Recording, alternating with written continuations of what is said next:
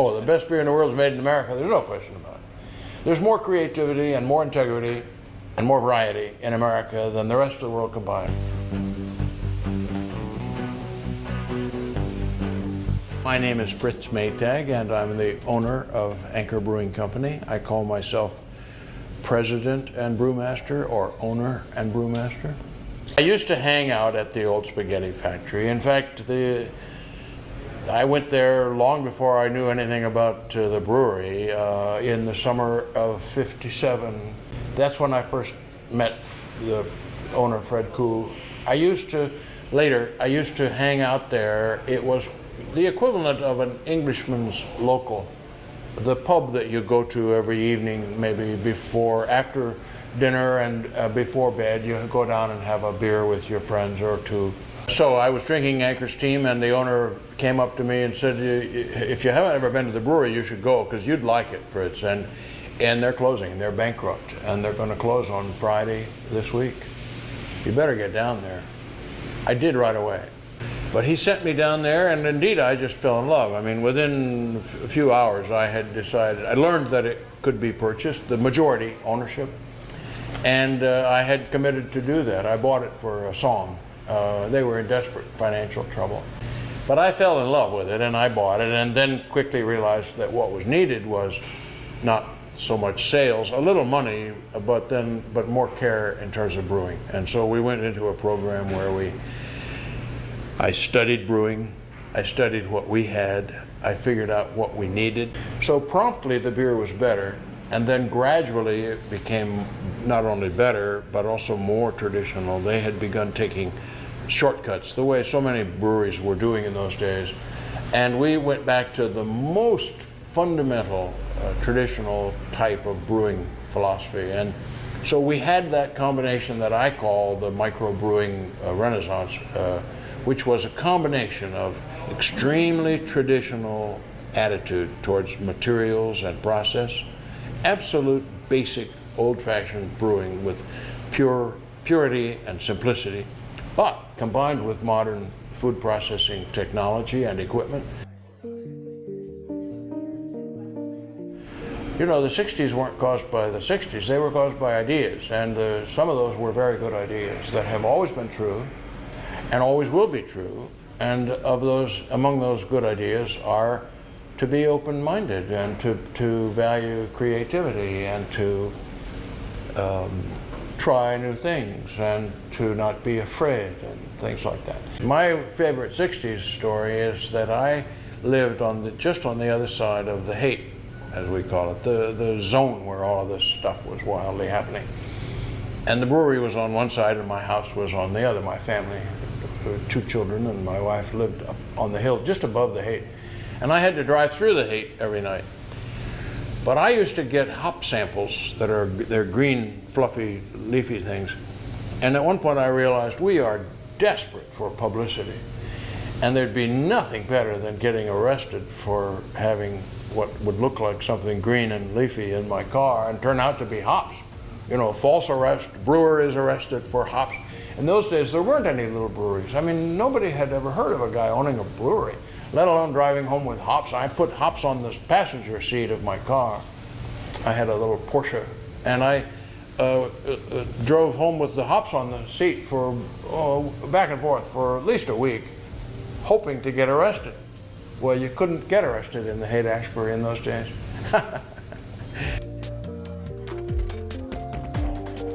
The whole food renaissance, I call it the food renaissance, that's taken place in America, that started primarily in California and has spread around the world. And of course, there was borrowing from different places. The food renaissance has been a worldwide phenomenon.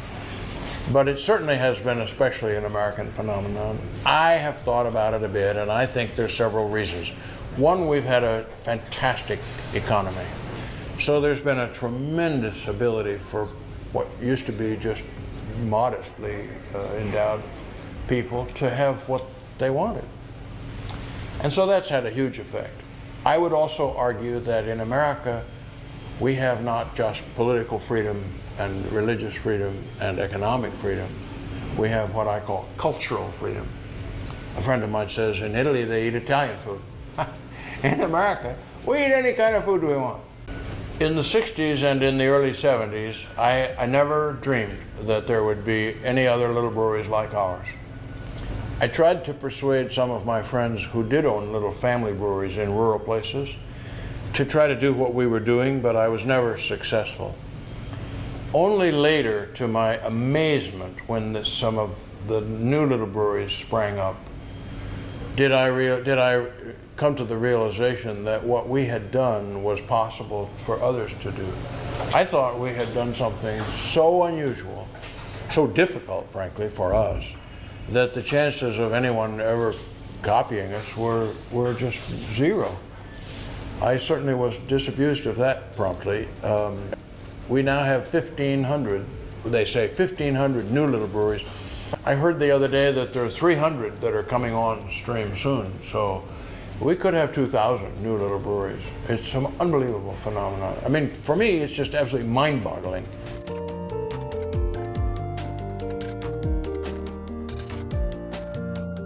I decided to brew an ale just once, and it was in the early spring of 1975.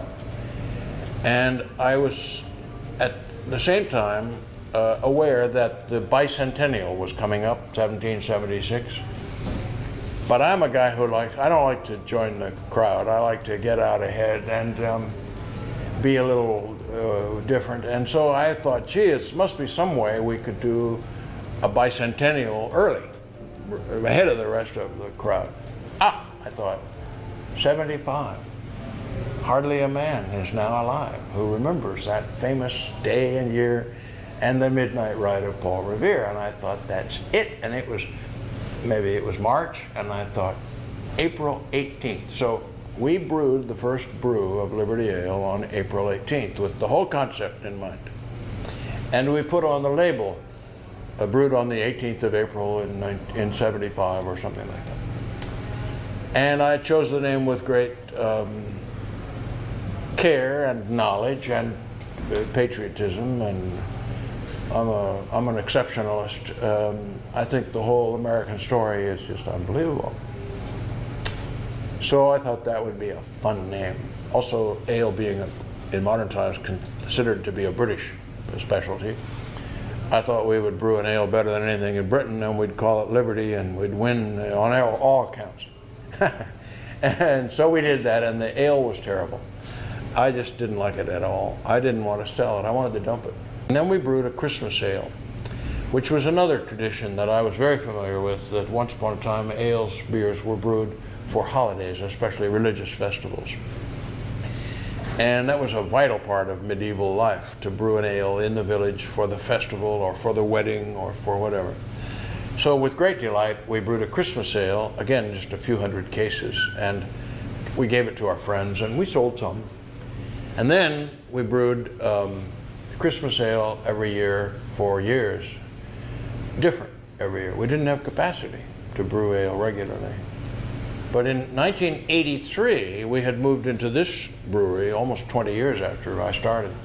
Now we had capacity, and the 1983 Christmas ale, different each year, but that year's Christmas ale was a smash success. And we suddenly thought, aha, that's it. That's Liberty Ale. We'll redo Liberty Ale. So today's Liberty Ale is exactly the brew that we made for Christmas 1983. I like to tell about what it's like out there in the trade when you're selling beer, which is hard work. And if you've ever pounded the pavement, you know what shoe leather means. And at the end of the day, when the beer salesman finds a place, a watering hole to settle down and relax, the guy from Anchor sits down in Tommy's Tavern, and guess who's there? The guy from Sierra Nevada. And guess what they do? They have a beer together. And after about one beer, they're no longer arch enemies. They're two beer guys. And I like to think that that's part of why the whole beer trade is a brotherhood of sorts. And I also like to ask, I wonder what the shoe guys do at the end of the day. There's something about beer guys, you know, beer guys are real. before bed, you go down and have a beer with your friends or two.